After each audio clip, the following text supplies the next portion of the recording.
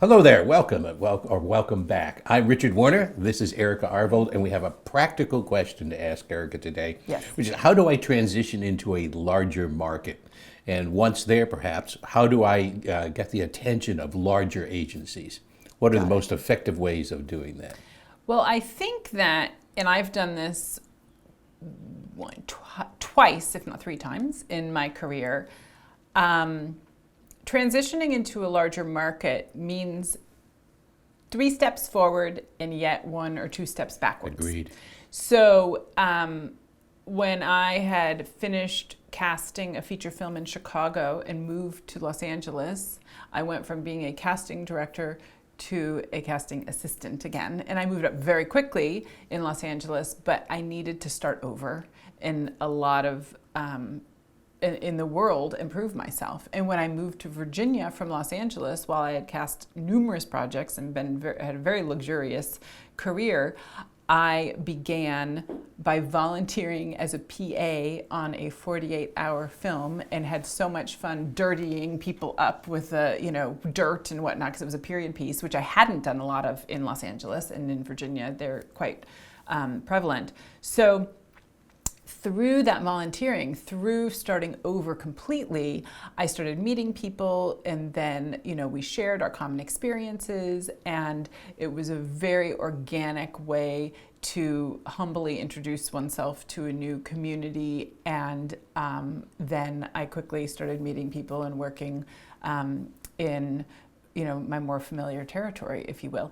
But I have to say that PAing and whatnot, I learned so much from that experience. Not only was it to make contacts, and frankly, it was really because I was just itching to work. Yeah. and I missed it so much. Yeah. And that was the start of me starting over. And I think as an actor, if you can do that, if you can volunteer in a new community, even if you have a whole bunch of credits, it's still important to, you kind of have to prove yourself. It's a new group of people, Right.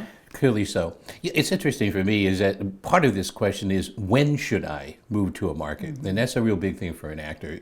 And part of it could be serendipitous or this way, which I think one of the best ways is you were in a project that has received some notoriety and that moves you forward to more Yes. people know your work because of it. That's sort of the ideal way of doing it.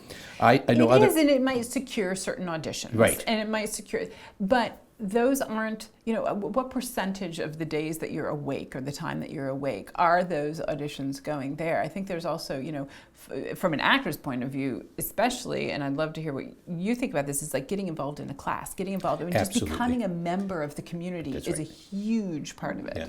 So you have to listen to Erica. It's hard to listen to this, but it is starting over. And I tell Erica, we should be experts at this. If you've been around, if you've done some theater, there are opening nights and closing nights. We are sort of beasts of that starting over. We know how to do that better than most professions in many, many ways. But it's to just take a deep breath and know that you might have a very established career in one area, and that when you come into another area, it's all about networking, finding out where the people are, because that leads to that next question, was how can I attract attention to larger agencies? Well, they can talk about out-of-town stuff, but ultimately they want to see who you're working with in their own community and what kind of quality work you're doing there. And that really, again, is finding your way to the better and better project. Yeah, and I think ladder. the other thing about really upping your agent, if you are agent hopping or you're looking for an agent that represents you, it is so dependent on their ability to sell you. Right. And the ability an agent has to sell an actor is completely dependent on their former work, as well as then, of course, everything listed on the resume.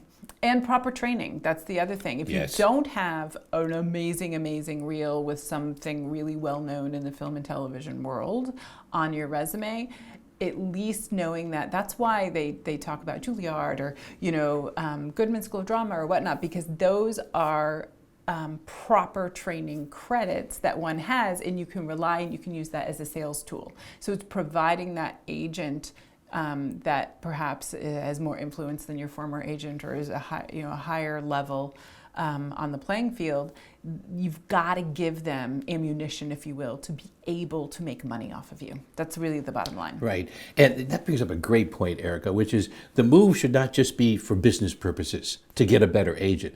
You're moving into a territory, a different district, a different city, because there are more opportunities to train with more sophisticated training processes. There are more opportunities to communicate and work with other fellow actors. There, you have to have, I think, a real wide-ranging idea of why you want to make that big move. And part of the byproduct is getting a better agent, not just the only and sole reason to do it. I think that's really wise. Really, yeah, I think it's a tapestry. You've got to really make sure the fabric of your life is ready to move to this next level. Yeah, and knowing that you got to take a deep breath and say, okay, I'm back. I love this. Remember Laurence Olivier, at the height of his career, the greatest actor of his generation, he said, it's so terribly hard, but I realize that every single time I open a new script, I have to start all over again. And the older you get, the harder it gets to do that in some ways. But if you have an amazing skill, yes, so practice exactly. it. Yeah, Starting over is a good thing. Yeah. It really is. Amen. Hopefully that helps.